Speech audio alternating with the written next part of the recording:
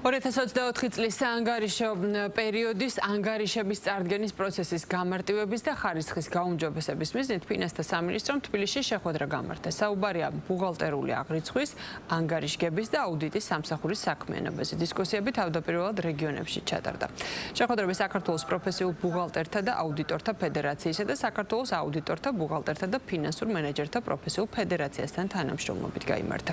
წინასწარი გამოკითხვის შედეგად გამოვლენილ მუნიციპალიტეტებში ჩატარებულ ღონისძიებებში 500-ზე მეტი საწარმოს წარმომადგენელი მონაწილეობდა.